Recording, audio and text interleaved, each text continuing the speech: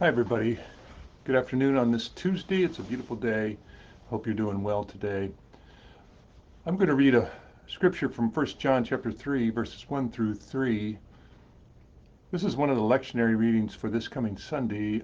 Rula is preaching. I don't think she's using this particular passage. I think she's going to preach on the Gospel of Luke passage. But I'm kind of liking 1 John these days, and so I am going to offer a little meditation on 1 John chapter 3, verses 1 through 3. It goes like this. See what love the Father has given us that we should be called children of God. And that is what we are. The reason the world does not know us is that it did not know him. Beloved, we are God's children now. What we will be has not been revealed. But what we do know is this. When he is revealed, we will be like him, for we will see him as he is. And all who have this hope in him purify themselves just as he is pure. Some interpreters suggest that 1 John is a commentary on John's Gospel. And in the opening passages of John's Gospel, in that beautiful prologue to the Gospel, a clear chord is struck that emphasizes the welcoming and adoption of those who embrace Jesus Christ. It goes like this. But to all who received him, who believed in his name, he gave power to become children of God, who were born not of blood or of the will of the flesh or of the will of man, but of God.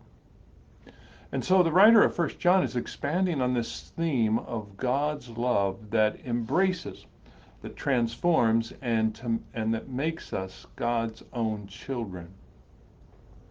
The New Revised Standard Version of 1 John chapter 3 translates the what of what love in that passage based on the Greek word patopen, which has a literal meaning of what country.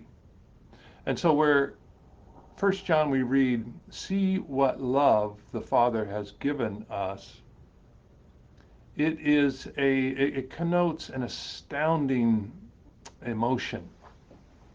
What country? John seems to be saying, of what foreign country did this strange, amazing love come from that we should be called the children of God? And we all remember the great Good Friday hymn, What Wondrous Love Is This? I think this must be drawn from this passage. What wondrous love is this, O my soul, what wondrous love is this? And so that's the meaning behind this passage. This is strange, this love. Now, possibly John used patopen in its more generic sense of what type or what kind. In this case, it would mean something like, what type of love is this? What amazing love that calls us children of God. In either case, John shows wonder, joy, and bewilderment that God would treat humans so graciously. Any one of us with difficult guests or acquaintances will know that it's one thing to tolerate them, something kinder to lend a bit of help, but to actually welcome them into your home and into your life as family, that is love. That is astounding. What sort of love could this be, and who is sufficient for these things? In the Roman world in which this passage was written, adoptions took place, but it wasn't about compassion for orphans. In fact, many people were adopted as young adults or as adults. Adoption was about inheritance and name. Often a man, and usually it was a man in this case, was adopted to carry on the name of a childless family. The adopted person would sever ties to the old family, and this would include relief of any debt that the older family owed. And this person would become a whole new person in a new context with a new inheritance and a new name. And so this is kind of the context that John is writing. As those who have opened up to the grace that God gives through Christ, we have a new inheritance and we have a new name, a new place in the world. So I hope that this week you'll ponder that truth, this amazing love that God has given to you. Ponder that you have been loved, you've been taken in and cared for as God's own through Christ. That is the wonderful message of Eastertide, the Easter season. And I'll close with just another reminiscence about a show on Netflix called The Queen's Gambit. This past week I talked a little bit about it, used it as an illustration in a sermon. There's a place in this movie, The Queen's Gambit, when Beth Harmon is adopted or is orphaned as a young girl. And so basically she grows up in an orphanage, and where she sleeps is this huge hall space, big room with like 30 or 40 beds in it, where all the girls have a bed close to the next girl, and it's just a space filled with all these girls in their beds and these little tables for their belongings. Well, when she's 10 or 11 years old, she gets adopted. So a childless family adopts her, and as she goes off, leaves the orphanage and goes off with this family, she goes to their home, and it's all a little bit nervous, you know.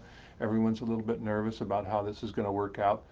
And her new adopted mother, says to Beth, well, let's go up and see your room. And so Beth has got her suitcase, so they walk up the stairs, and they open up this door to this room. And it's this huge room that is beautifully decorated, has a big canopy bed in the middle of it, and light is streaming in through the window. And the woman opens up the room to Beth, and she walks in a little bit, and she says, is this mine? And she says, yes, that's yours. And Beth asks, well, who else? Who do I share it with? Who else is in the room? And the woman says, no, it's yours, all yours. And Beth Harmon says, all of it? The woman says, yes. And Beth Harmon smiles and throws herself on the bed in wonder. John says, you have been adopted into God's family. This is your room. This is your new space. Enjoy it. Be well.